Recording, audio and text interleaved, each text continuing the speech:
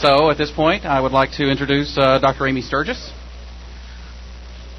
And she's going to tell you about herself, and she's got some interesting tidbits about science fiction and how it evolved and all that good stuff.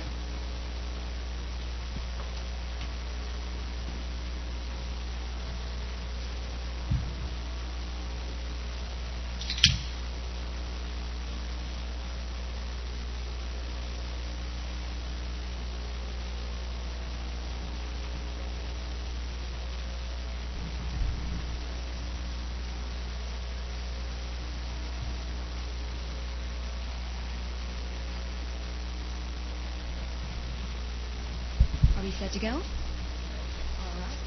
Thank you for having me here. I'm Dr. Amy Sturgis. I am involved in science fiction in a number of ways. First and foremost, I'm a fan of science fiction and have been all of my life. Under pseudonym, I also write science fiction and a little bit of fantasy and have kind of a bit of a publishing thing going on the side. But my primary interest is I'm a scholar. I do science fiction and fantasy studies. I teach at Belmont University courses like the history of the future, the 20th century through science fiction. I also teach a J.R.R. Tolkien class. I just finished Harry Potter and his predecessors class. So I do a little bit of both of those things. But I've written on yes.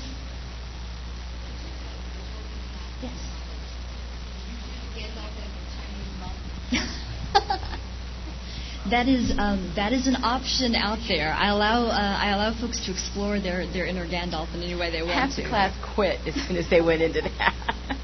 That is not actually a standard part of the curriculum. But people can do independent research, and if they want to go that way, that's their thing. We had the Hagrid as Taoist monk in the Harry Potter. That's a stretch. But obviously, it's a good time to be involved in all of this with cinema doing what it is. But tonight, what I'd like to do is just talk a bit about the history of science fiction, how that fits with technology, and how I see the genre expanding and where I see the genre right now. And hopefully that will fit in enough with the cultural part of Freaknik to flick a few bigs. First, what is science fiction? The British futurologist George Hay says that science fiction is whatever you find in the bookshelves under science fiction at the bookstore.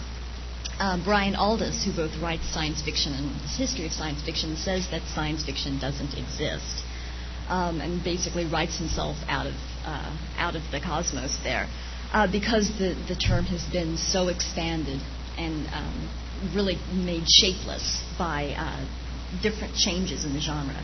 H.G. Wells had a very narrow definition of what science fiction is, and that is it's everything as it normally is with one slight change, one slight technological change, one slight imaginative change, and then it's tracing, extrapolating all of the things that would come from that one single change. Add two changes, it doesn't work. You have to just focus on the one. But I would have a more expansive definition and say that science fiction is a genre, a speculative genre that asks what if? What if X? What if Y? And really the only specific narrow focus of that is that it suggests some kind of plausibility, not necessarily possibility. I'm not saying that this will probably happen, but it's plausible that it could happen. And that is really the difference between science fiction and fantasy. Science fiction says, trust us here, we've got enough levers to pull that it will work. Example, really Frankenstein. Mary Shelley begins by saying, according to most recent theories, this could happen because we're talking about electricity here and how we're harnessing electricity, right? So standard throughout Frankenstein, then, is that these things must happen for the rest of these things to happen. It could happen. Whereas if you take Dracula, for example, you just have to take a blind leap of faith. Why doesn't Dracula see himself in the mirror? You just have to believe that it's because he doesn't have a soul. Now, the most recent chair I've seen doesn't have a soul, but I can see a chair in the mirror. So it doesn't have to be logical. You just have to take that leap of faith. But the plausibility is the key that kind of focuses that. And the plausibility is where the science part of science fiction comes in. The edges do get blurred, though, and I'll talk about that in a bit, more so all the time. There's one other thing about science fiction, and it's the reason that I am so intrigued by it and have been all my life, and that is the key of intellectual excitement. There's something there that grabs you and makes you want to play whatever game the author or the television creator or the director has going, the what-if game that he's or she's begun. And I like to think of Frederick Brown's paradigm puzzle there as the classic example of the intellectual excitement that is that spark of life in science fiction. When he wrote, "After the last atomic war, Earth was dead. Nothing grew. Nothing lived. The last man sat alone in a room. There was a knock at the door." Science fiction is what opens that door to see who's there. Science fiction, of course, can be traced back to the ancients, depending on your definition. But for all practical purposes, and for the definition I have, I will take it to Mary Shelley. So science fiction had a mother in that sense. In 1818 with Frankenstein, built on that plausibility model, saying it could happen according to latest scientific theories, and she even lists scientists to whom she's spoken. This could happen. And now, taking that, let me run with it. Building on romanticism, building on Gothicism, building on genres that were already there. She set the stage for something else. And in her work, set the standard for the fact that science fiction would ask questions about power, about coercion, about individual liberty, about questions that are so intrinsic to what it means to be human that really the genre could outlast whatever immediate technological innovation was what started any particular work. She was careful to show plausibility, and she nested her stories by placing the monster's story inside of Victor Frankenstein's, and by placing humanity's story inside of the monsters. So a lot of things were going on there, and by creating a model that was so complex, she opened the field for a lot of people to come out and play. The 19th century kind of was the perfect moment for her to be doing this too, because of two specific things. First of all, there was Newton, the Newtonian revolution. By discovering and articulating the first real law of science, the Newtonian revolution suggested that perhaps, unlike in the centuries before, were common thoughts, particularly in the West, that there would be a God who could come in and interact with humans regularly and really whimsically, not according to any sort of regular pattern. This law suggested that things will work the same way every time. There are rules. And if God does step in and take part, he plays by those rules too. So you can take those rules to the bank. That really created a kind of ambiguity about the nature of religion, the relationship of religion and nature, questions that had been givens for a very long time. And so there was this open spot created for some literary field to take, for people to run with.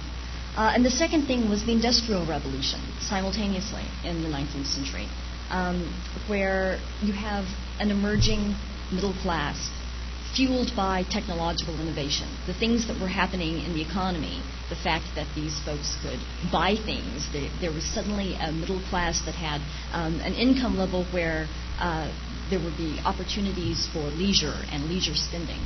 The fact that these folks were literate because education was keeping up with the economic changes. All of this was because of technology. As technology changed and made things like the factory system viable, then the way of life of entire nations was suddenly dramatically changed. And in the social upheaval, again, there was an open spot for a literary genre to exploit that big question mark, what if? And based on the questions of coercion, power, individual liberty, what the good life could be, what it meant to be human,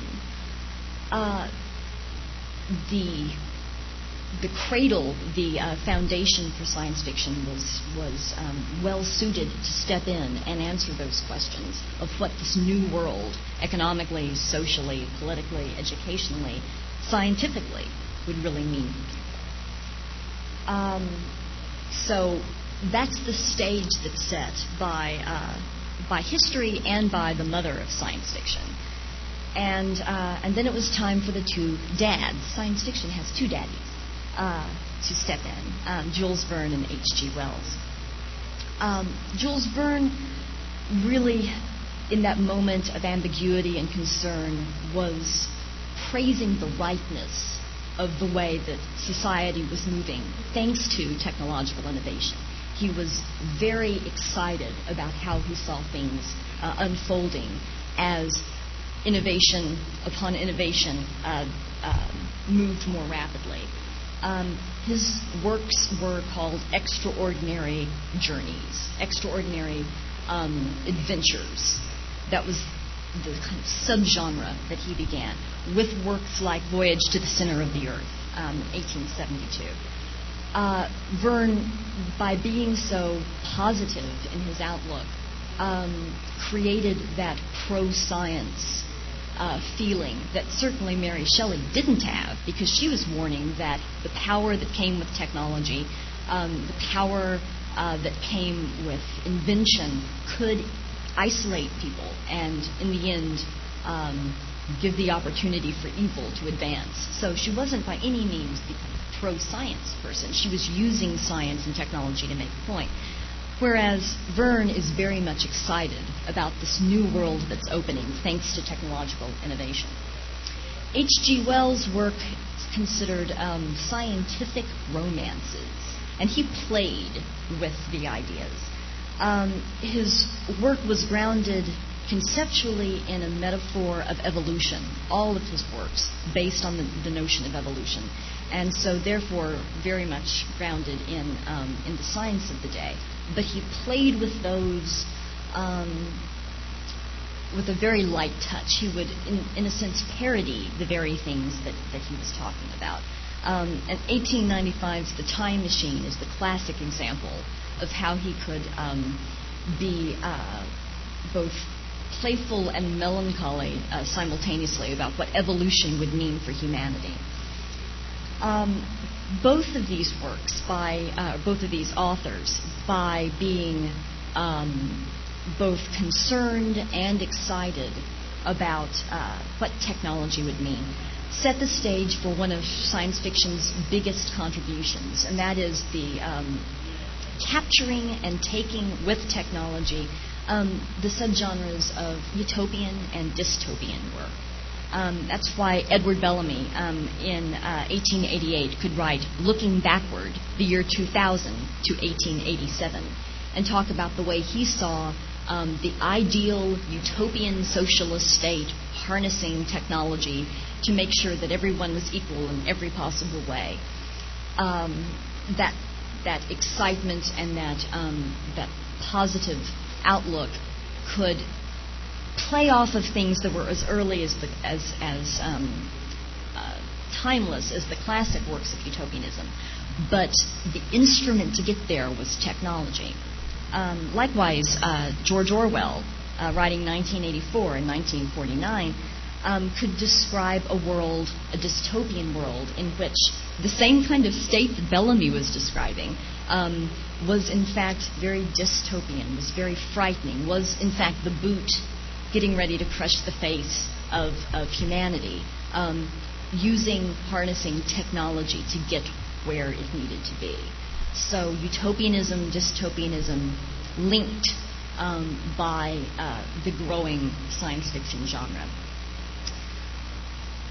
Verne, H.G. Wells, both are thinking in terms of physics when they're thinking of the science in science fiction, in the same way that Mary Shelley was thinking of biology and chemistry when she was thinking of the science in science fiction. Verne and Wells' work then would lead to a lot of people doing secondary kind of knockoff, kind of disposable work in which the physics would kind of turn into guys with big guns, right? Which is great, but that's what it would be. And in time, the genre would keep that, just like it would always keep and still keeps Mary Shelley's notion of biology and chemistry as the science in science fiction. There is a level of, by ratcheting up that definition of science and adding the physics to it, there is still that kind of science fiction today, where the science in science fiction is physics, and the guys have the big guns. And to quote SLTV, things blow up real good, and that's what they're going for. Two things help the things blow up real good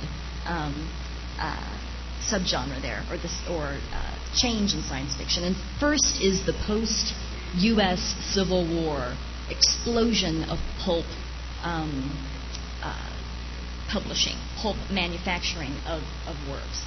1868 was the first science fiction pulp novel called The Huge Hunter, or The Steam Man from the Prairies.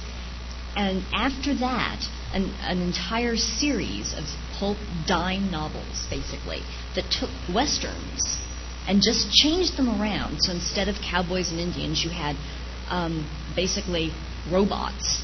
The Steam Man from the Prairies was like a really big steam engine train that could walk and talk, and was the Indian against the cowboy of the cowboy being the science fiction pulp hero of that era. And they were disposable. Authors were paid by the word, so they had every reason to be as wordy as possible, and pad as much as they could, and leave as many cliffhangers so then they would have to write a sequel. They were meant to be read once and tossed away. But with this emerging middle class, thanks to the Industrial Revolution, that had the money to go and buy these pulp novels, and that had already read through all of the westerns, here was a little twist, the same stories retold in a different way. Post-World War I, particularly in the U.S., the pulp industry explodes once again. 1911, Modern Electronics, the magazine, begins with the great editor Hugo Gernsback. Hugo Gernsback is very pro-science and is forward-thinking enough to recognize that really the future of the United States would be tied to its education in science, to making young people want to learn about science, to inspiring them to being the next innovators. And so even though his magazine was really a how-to, a non-fiction publication about the latest electronic things on the market, he started putting little fictional inserts there that would maybe explain how something that had been described in a non-fiction article might be used in the future in a fictional context. Playing around with the imagination a little bit and inviting the reader to come in and see the possibilities. Something that's unveiled one day in a year or 50 or 100 might be used in this way. And so he encouraged really the first authors to think about science fiction in a serial format, unlike the pulp novels and unlike the great novels like Wells and Verne. Here was a new outlet for science fiction. And in 1926, he created Amazing Stories, which was the first science fiction magazine. He called it scientific fiction. Had an extra syllable in there, trying to figure out how to put the scientific and fiction together. He wanted to make readers love science and love technology, and he looked for authors who would do that.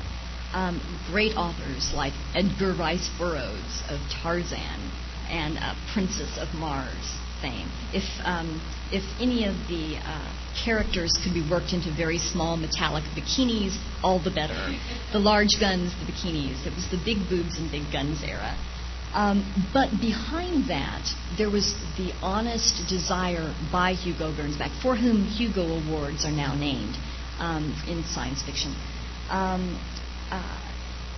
was the honest desire to make people love science and to make people, to infect them with that desire to be the next innovators, to be the next turn of technology. Astounding stories came after that. It became astounding science fiction in 1938. It's now analog. John Campbell, the great editor, 1937 to 1971 would sit at the helm of that publication. So now you have competition among magazines. And the first real literary science fiction authors, Asimov, Sturgeon, Heinlein, would be published in these magazines. And here the divide begins between the science fiction that is every science fiction hater's stereotype of science fiction, that stops with the boobs and the guns and stops when the reader's about 12 years old, and the great literary science fiction that is saying something more, that is rekindling the spirit of Shelley and Wells and Verne and taking it further. That's where the divide came, when those first magazines began to compete, and the difference between the pulp, the disposable, and really the long-lived and compelling great literary science fiction began. By the 1950s and 1960s, the so-called golden age of science fiction, which I think is actually tomorrow, but I'm an optimist.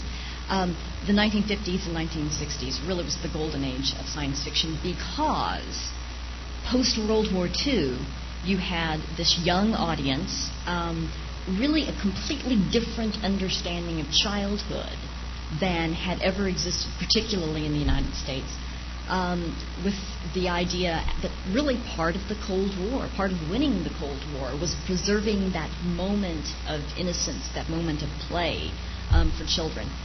And what was good for children, in a sense, was good for science fiction, because in the untrained public eye, science fiction was a children's genre. But the children were growing up. By the late 50s, they were growing up and they weren't growing out of science fiction, and they were demanding science fiction of real quality.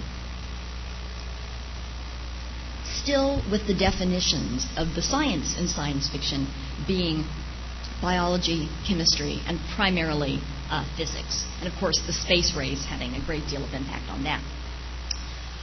Hard science fiction, what we consider today hard science fiction, the physics-based science fiction, really comes into its own. Jules Verne wrote hard science fiction, but in a very satirical way. Think of From the Earth to the Moon, books like this. He played with and had inside jokes for the audience that he knew was educated in a way that would understand his jokes. Wells knew science, but ignored it when he needed to. Think of The First Men in the Moon, books like that. He had a point he wanted to get across, and if he just needed to grab a large talking praying mantis, he would, and he wouldn't worry about actually how it worked, or how it survived, or how they got there to find him in the first place. Writers like Arthur C. Clarke were paying attention, and they were not treating it as satire, were not ignoring it when it was inconvenient, were sticking to the physics, were sticking to the science. And writers like Arthur C. Clarke paved the way for what we consider now to be hard science fiction. And then, if any one person embodied the golden age of science fiction, building on the shoulders of Hugo Gernsback, Arthur C. Clarke, Robert Heinlein. Heinlein was a scientist. He was an engineer. He was trained through the Navy, and during World War II, he gave aviation reports and reports on scientific progress for the military. But he wasn't interested in the science that he understood for its own sake, and that was key. That's what kept hard science fiction from kind of imploding on itself at some point and becoming just a thought experiment for 5 people who got it. He was interested in what those scientific innovations, those scientific principles meant for larger questions about human progress, about individual liberty, about power and its abuse, its use, its possibilities, for societal evolution. So he is really, truly the intellectual heir of someone like Shelley, but is trained in what Shelley never would have been or would have been interested in. The Puppet Masters, 1951, the first great book of his, but what I would argue would be the high point of his work, 1967's Moon is a Harsh Mistress, in which he was not, again, harnessing the technology for its own sake, just to play with it. He was conducting a large thought experiment. What if the American Revolution were replayed, this time between Earth and the Moon? And the good guys aren't on Earth, they're on the Moon, and how do they fight that war when they're obviously so drastically underrepresented, overpowered, and the underdog? So his big questions weren't about science, but science and technology were vital for him to find the answers that he needed, and for him to think about what it meant to be human and what a better tomorrow, not a utopian world, but just a better tomorrow might look like, and how technology could help get us there. After Heinlein, who was one of the best ever at doing what he did, you see my completely unbiased opinion there, in the 50s and 60s, that whole physics as the science and science fiction moment, I think, peaked. And I think it has, in a way, plateaued ever since then. What happens after that is what I think is really the interesting stuff. And that is new technological innovations in biology, in chemistry, in physics happen. That's why you have Greg Bear and people like that today writing. As the new innovations come fast and furiously, you have people who are educated enough, interested enough, and on the cutting edge enough to take those innovations and play out the ramifications of them in different works of fiction. But the real innovation, technologically, imaginatively, has been in the very definition of science itself. So we have on the timeline the science as biology from the very beginning to today. We have on the timeline the sciences as chemistry, science as physics as well, playing out. But then with different innovators, we have that definition of science ratcheted up.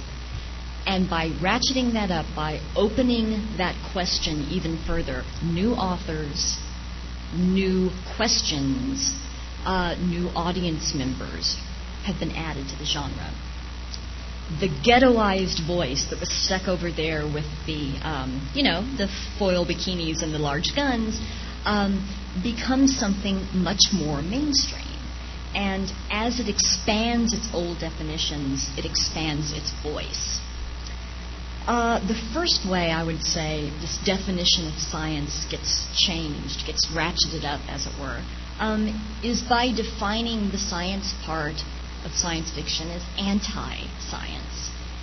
Even Verne was, and Wells, who were either playful with or occasionally dismissive of the science, were positive about the science that they used, even if it was just a literary device. Ray Bradbury is the first person who comes in as a skeptic of science and yet chooses science fiction as his literary voice.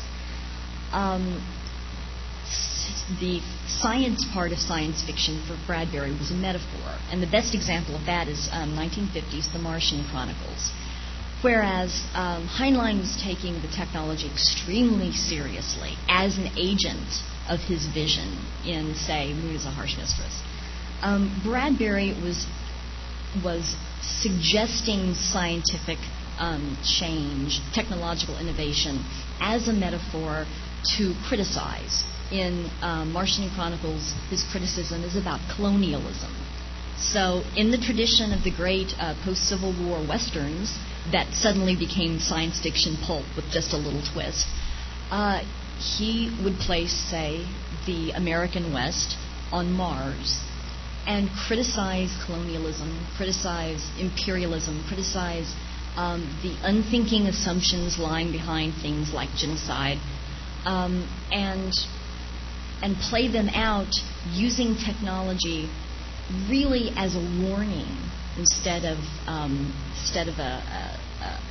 an exciting possibility. He was worried about what science would mean because he didn't believe that science could change human nature, and he wasn't really a fan of human nature.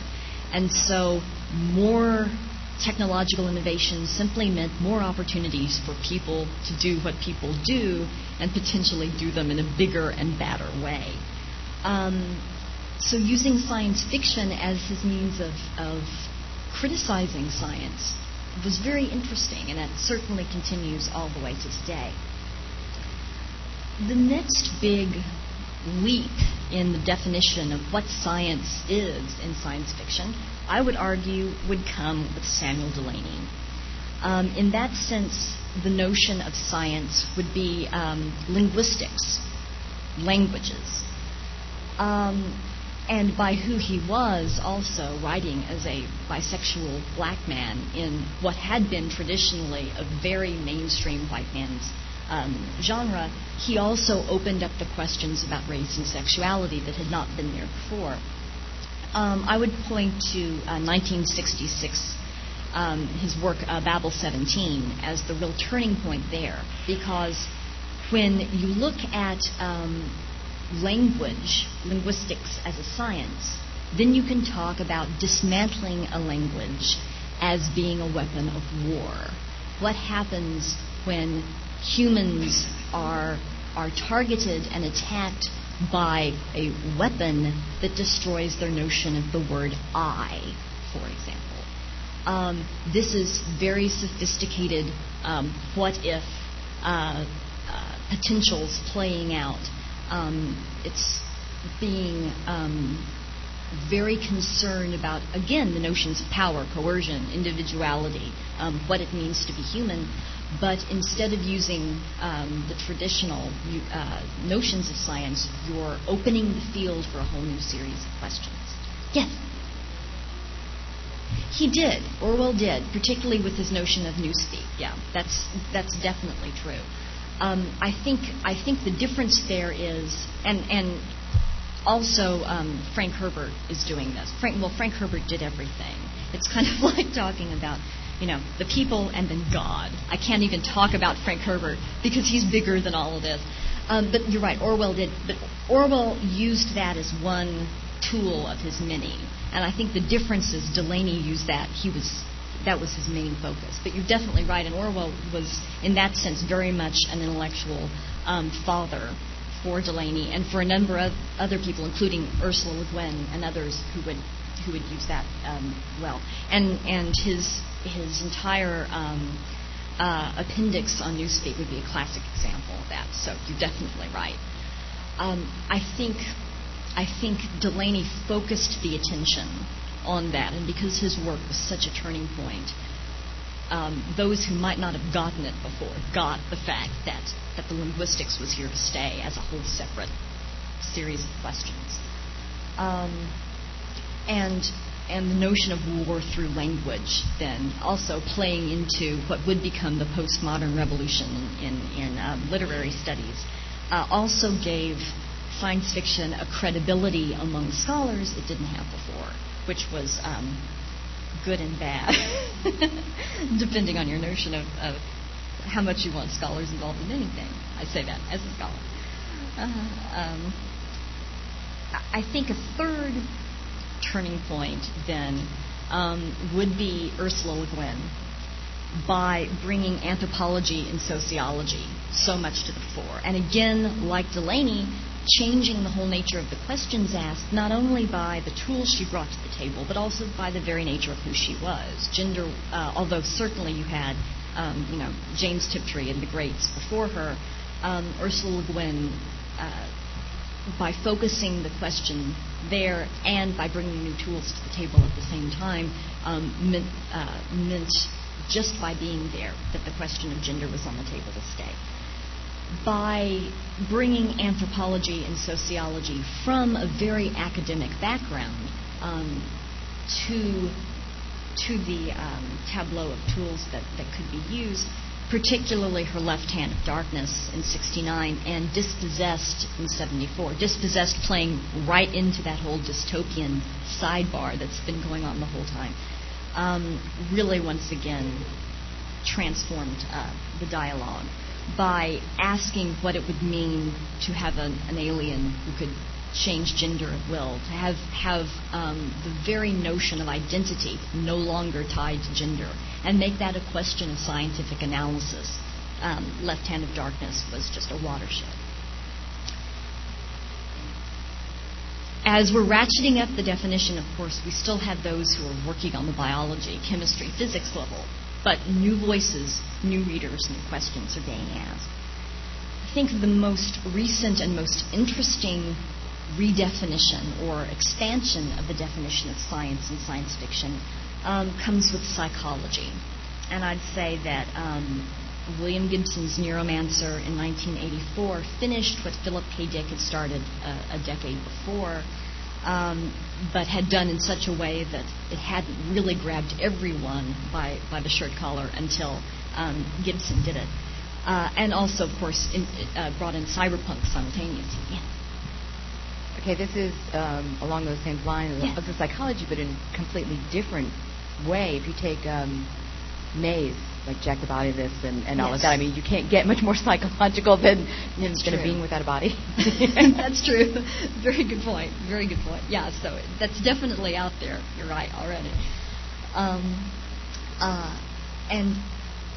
And by bringing those issues and making them scientific issues and not fantastical or just mainstream fiction, the dialogue is changed, and by creating characters like Dixie Flatline that then become models for entire generations of authors to think about. And again, Dixie Flatline's fulfilling what Philip K. Dick had done earlier. And certainly the tone of the work, the irreverence, the George, the H.G. Wells irreverence that had been there so early, coming back in the cyberpunk mentality, I think brought in a generation that would not have been tied into a literary movement in another way. Looking at where the genre is now, I think cyberpunk has, in a way, grown up. And grown up through Neil Stephenson. That cyberpunk still exists, but cyberpunk has also taken another generation. As the technology has matured, and it's now not necessarily novelty for novelty's sake, that you're in a virtual reality, then really in the same way that each of the pioneers in science fiction has done, Neil Stephenson can say, now we're not so enthralled with the fact this just exists, now that we've kind of gotten over the initial shock, what questions can be answered when we play this out? So in a sense, I think Neil Stephenson is kind of a Heinleinian figure in the sense that he can take that then and apply it and see how different thought experiments work out. The furthest implications in that sense for computer technology. Like Mary Shelley, on the individual, on society, on what it means for power and individual freedom. I think Neil Stephenson really proves the flexibility of the genre in that way. Two current situations, then, I would see in the literary genre. Some of the best writers, by going back and forth between science fiction and fantasy, are now really blurring the distinctions between the two. Now you have hybrid works that are completely hybrid works that can't be separated out, and you have authors whose voices are not changing, going back and forth. Lois McMaster Bujold, who is really the Heinlein of her generation in the sense that the grown-up, the 21st century Heinlein, in the sense that she can write feminist military science fiction and things blow up real good. and yet she's also playing with a lot of biological and psychological and sociological things at the same time, and doing it all in space opera. That's a tall plate for one person. And she's also tied Heinlein with the number of Hugos she's won, which makes her the living most awarded science fiction author, and of course Heinlein being her fellow. And then there are other fellow travelers who are in the orbit of science fiction. They're in the orbit of fantasy. They're not really in either one, and they're doing such incredibly interesting things that everyone in both of those genres have to take notice. People like Neil Gaiman, who have transformed everything as they go along and don't really fit anywhere and defy categorization, but have changed, say, in the sense Neil Gaiman being the Lovecraft of his generation, changing genres in which he doesn't even write just by being who he is. The second thing I would say that's happening that's so interesting is that I'd said first the ghettoization had changed as new people were brought in, but now the ghetto doesn't even exist. There isn't the science fiction stuff and then the literary stuff, because really since the 60s, but particularly today, some of the most stellar contributors to the genre aren't even put in the science fiction case that I talked about when I began in the bookstore. People like Mary Doria Russell are considered fictional authors. They write fiction and they're put in the literary fiction category. Yet she wins the Tiptree Award for The Sparrow, and rightly so, and shows that there's still an awful lot that can be done in the science fiction genre. She's writing a science fiction story that handlers refused to put in the science fiction section because they wanted non-sci-fi readers to read it. Before her, people like Kurt Vonnegut were doing the same thing. But today, I think the new voices coming in are just as likely to be routed into literature as they are to be routed into science fiction. And I think that's very exciting as a reader of and a writer of and a studier of science fiction. I think that's very hopeful that, in fact, the science part of science fiction has grown so wide that even newer folks can be brought in. Yes.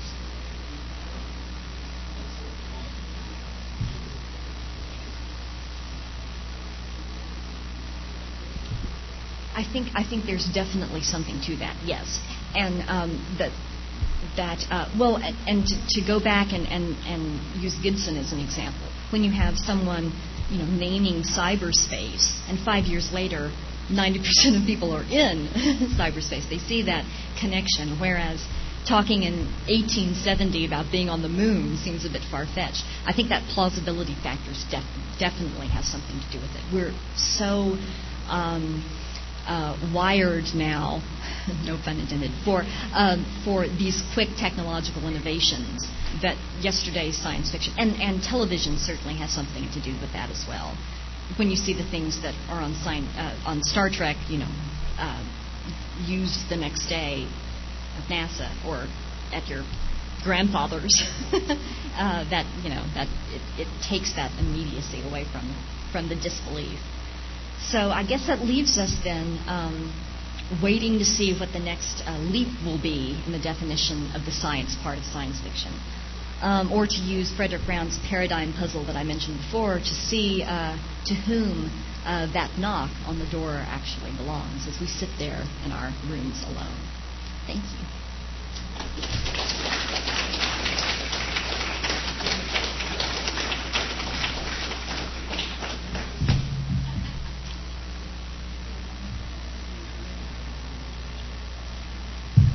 Well, thank you very much, Dr. Sturgis, and give us about 10 minutes, and we will have the infamous black hats, white hats, and ass hats, find out which one you are, presentation.